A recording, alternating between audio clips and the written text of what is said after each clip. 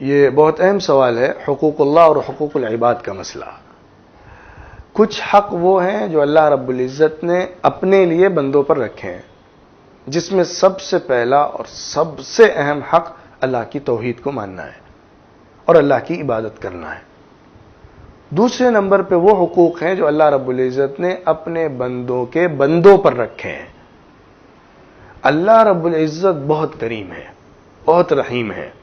اس نے اپنے جو حق رکھے ہیں وہ بہت سخت نہیں ہیں، مشکل نہیں ہیں، اور اس میں اللہ رب العزت نے معافی کا بہت بڑا دروازہ بھی کھولا ہوا ہے۔ لیکن ظاہر بات ہے، جس نے ہم کو پیدا کیا، جو ہم کو جلاتا ہے، جو ہم کو پالتا ہے، جو ہم کو کھلاتا ہے، جس کے ہاتھ میں ساری قدرت ہے، شفا، مرض، عزت دینا، ذلت دینا، اٹھانا بٹھانا، سب اس کے ہاتھ میں ہے۔ اس کے حق میں اگر ہم کوتاہی کریں بہت بڑی ناشکری کی بات ہے۔ لیکن دوسری طرف حقوق العباد ہیں، بندوں کے حق ہیں۔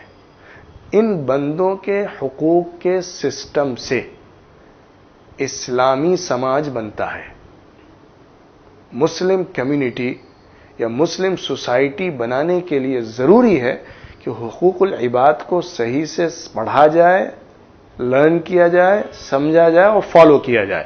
اس کے بغیر صرف بڑی بڑی مسجدیں بنا دینے سے، اچھے اچھے مدرسے بنا دینے سے، یا کوئی اچھی چیریٹی کے کچھ کام کر دینے سے کوئی مسلم سوسائٹی نہیں بنائی جا سکتی۔ اس کے لیے ضروری ہوگا کہ حقوق العباد کا پورا ایک بہت بڑا جو چیپٹر ہے شریعت کا، اس کو سمجھا جائے اور اس کو فالو کیا جائے۔ اس سلسلے میں آپ کو ایک حدیث میں بتاؤں جس کے ذریعے سے حقوق العباد کی اہمیت، امپورٹنس اور اس کی جو سب سے عظیم گریٹنس ہے اللہ کی نگاہ میں، وہ سامنے ہو جائے گی۔ اور اس میں جو انسان کے لیے کہنا چاہیے کہ خطرہ ہے، خطرے کی بات ہے، وہ کھل کر سامنے آئے گی۔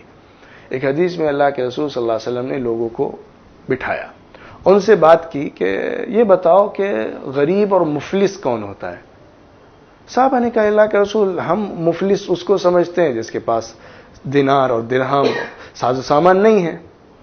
اللہ کے رسول صلی اللہ علیہ وسلم نے فرمایا دنیا کا مفلس تو تم اس کو کہہ سکتے ہو، لیکن آخرت کا مفلس دوسرا ہے۔ آخرت کا مفلس کون ہے؟ آخرت کا مفلس وہ ہے جو بہت ساری نمازیں لے کر آئے گا۔ کون سی نمازیں؟ جو مقبول ہوئی ہیں اللہ کے ہاں، اچھی نمازیں۔ غیر اچھی نمازیں، نہ پڑھی ہوئی نمازوں کی بات نہیں ہے، جو نمازیں مقبول ہوئیں۔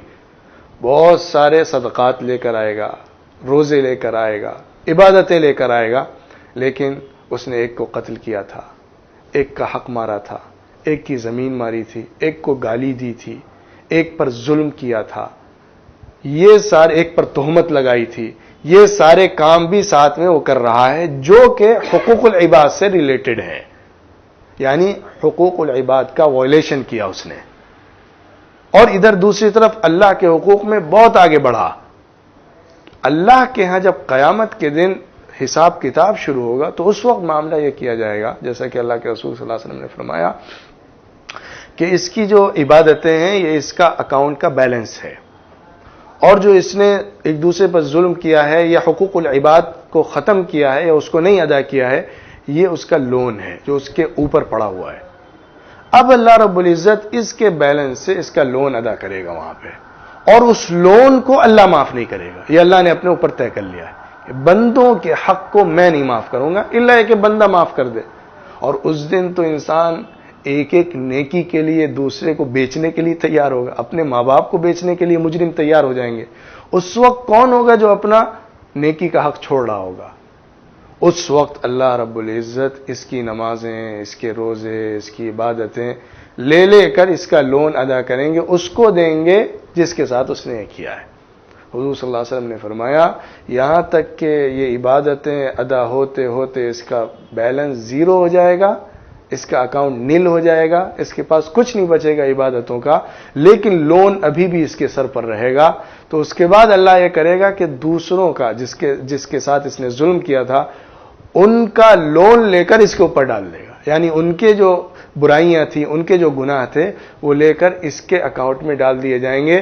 تو اس کا جو اکاؤنٹ بہت بڑا دکھ رہا تھا وہ ختم ہو کے اب لون میں آ گیا، جس کے نتیجے میں اللہ رب العزت اس کو جہنم میں ڈال دے گا۔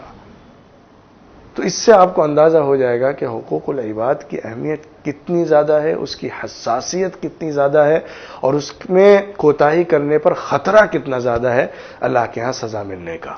دیکھیے، اگر ہم بات کریں کہ حقوق العباد کے پورے ٹیم ورک کی، تو اس کی لارجر پکچر جو ہے وہ ہے اسلامک اسٹیٹ کی، اسلامک گورنمنٹ۔ اس کا کام ہوتا ہے کہ وہ پورے ملک میں اور پورے اسٹیٹ میں رہنے والے لوگوں کے حقوق کو آپس میں ادا کرنے کا سماج بنائے، اور جہاں بھی حقوق کا وائلیشن ہو، رائٹس کا وائلیشن ہو، وہاں وہ اس کو روکے اور اس میں عدل کا نظام قائم کرے، جس کے لیے ہمارے پاس عدلیہ ہوتی ہے، سسٹم ہوتا ہے، پورا عدلیہ کا سسٹم ہے ہمارے پاس، پورا جوڈیشری ہے، اور وہ سسٹم اللہ رب العزت نے شریعت میں ہم کو عطا فرمایا ہے۔ لیکن ہم اپنے سماج میں جہاں ہم رہتے ہیں، وہاں رہتے ہوئے کیسے اس سسٹم کو آرگنائز کر سکتے ہیں، یہ ایک بہت بڑا چیلنج ہے، میں سمجھتا ہوں آج کے دور میں مسلمانوں سے، کیونکہ یہ چیز آپ دیکھیے ہمیں کرسچنز میں بہت اچھی طرح ملتی ہے۔